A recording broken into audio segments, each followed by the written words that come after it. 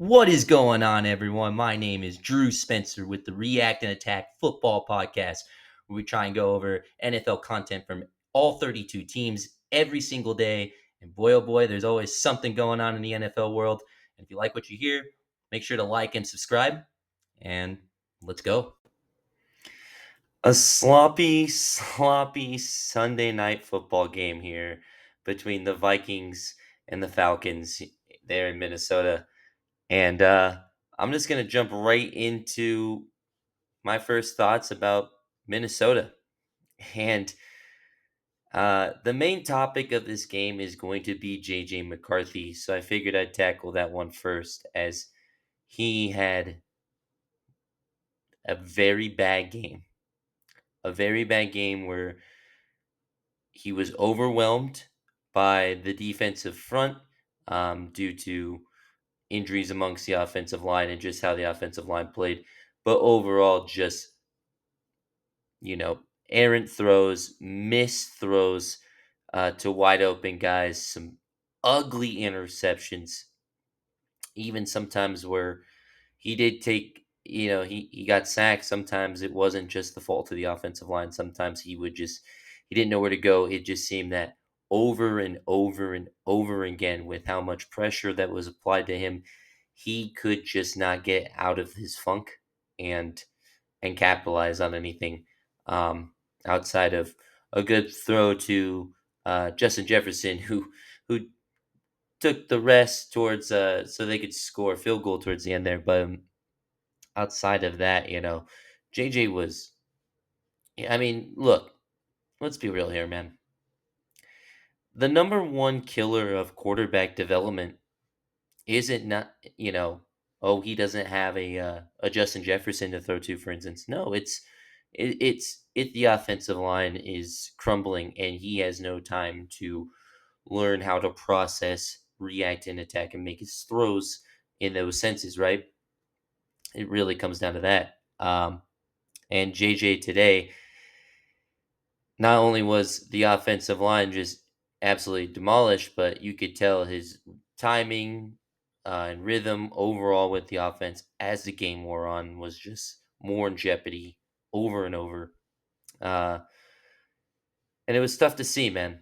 You know, does this game define JJ McCarthy? Am I going to write him off? No. No, I'm not, because he still had a decent performance last week against a Bears team that's maybe not nearly as good as the off season would have us tell us. But um, overall, though, this JJ was solid in his own right.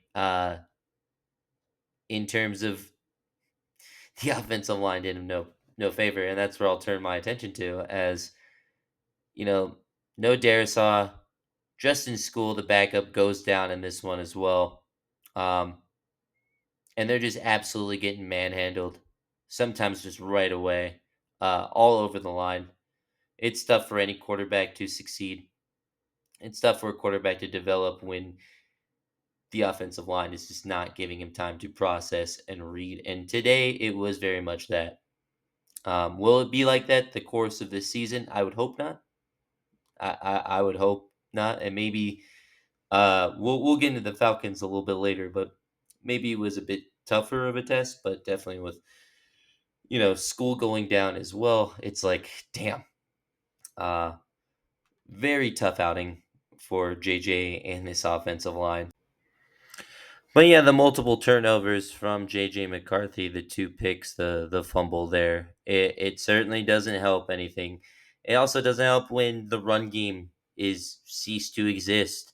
Um, Aaron Jones, again, I'm not entirely sure his status. Correct me if I'm wrong, Vikings fans. I don't know if he's going through some hamperings of injuries or anything, or what, but he's just not being utilized as much, at least in the run game.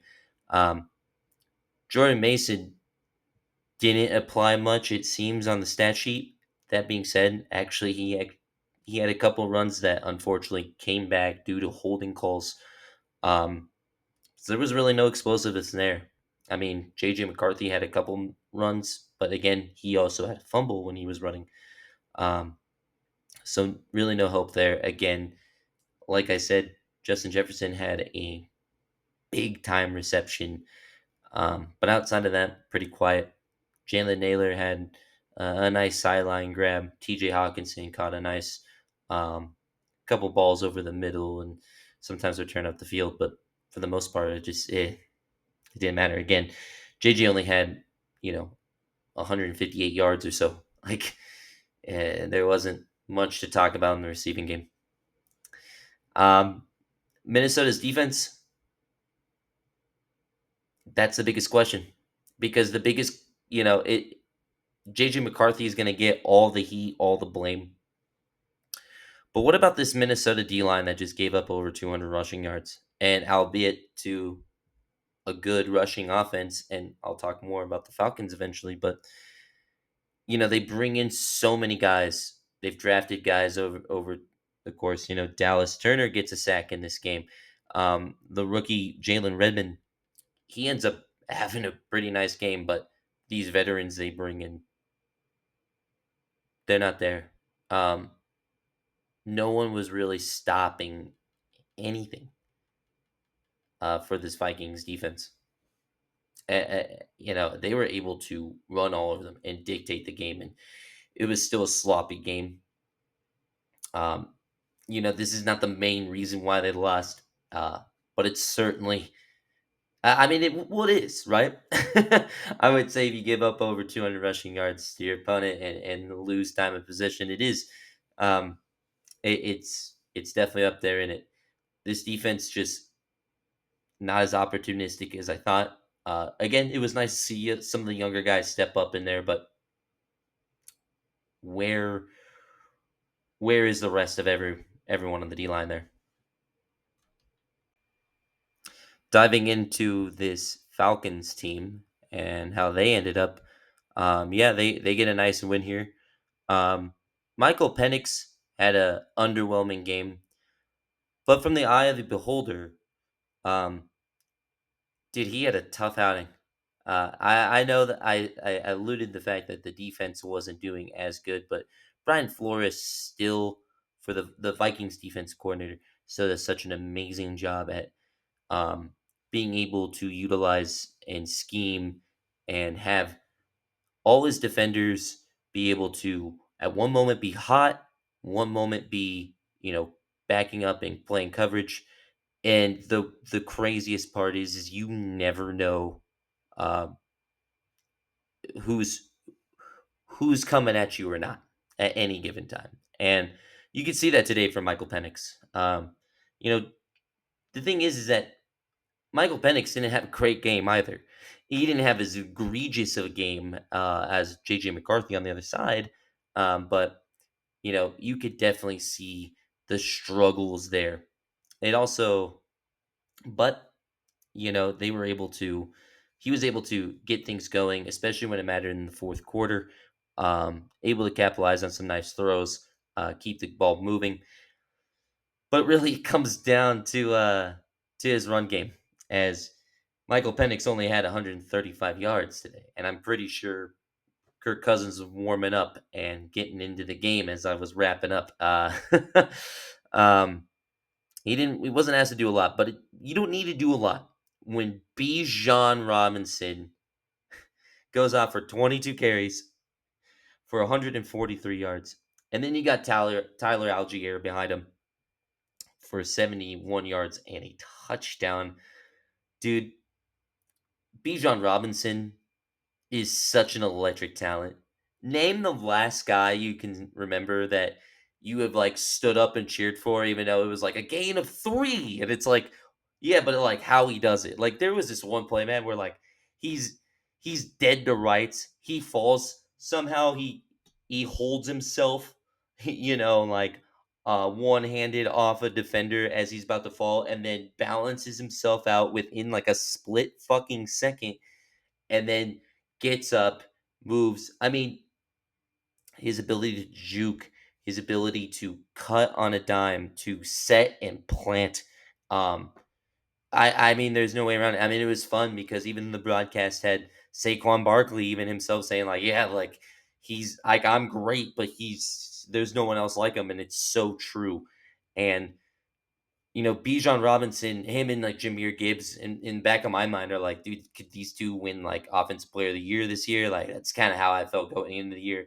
Um Bijan is such a special athlete. And then you mix in with like Tyler Algier, who, there was a time I remember a lot of people, Falcons fans even included, were like, why did we take a running back even though Bijan's so amazing? But it was like, but like, well, like Tyler Algier is still on this team. Like, what are we doing?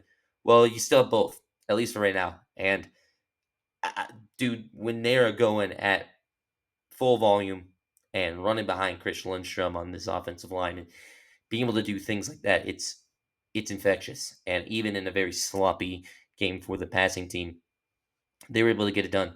Um, Drake London, he he was kind of a non-factor. He actually had a fumble on a play that I remember like, oh yes, they're gonna get something, and then he gets wrapped up, he fumbles it. Um, Kyle Pitts had a couple receptions. Again, if you're looking for receivers in this match, there wasn't much tonight. A lot of defense. The Falcons' defense under Jeff Ulbrich was kind of rolling tonight, man. I didn't really see that coming. Um, Jeff Ulbrich was the defensive coordinator of the Jets last year, and then eventually the interim head coach. And he comes in here and he puts together a pretty solid unit and scheme against JJ McCarthy. And we saw so much pressure, dude. Guys like Brandon Dorless, 2 sacks. Yeah, I had to look down at my notes just to remember his name. I'm not really familiar with his game. Sorry. But he had 2 sacks tonight. Zach Harrison had 2 sacks tonight. Jalen Walker, their first round pick, he had a sack. Divine Diablo, their linebacker that they picked up, an acquisition there. He records a forced fumble. Dude, this Falcons defense was pass rush has been abysmal forever. And I know, again, two sides, the same coin, right? I just talked about how bad the offensive line for the Vikings played and how bad, um, they were banged up. But on the other opposite end, uh, Falcons D line was getting at it, man. They were being creative, um, rushing from all over the place, getting things done.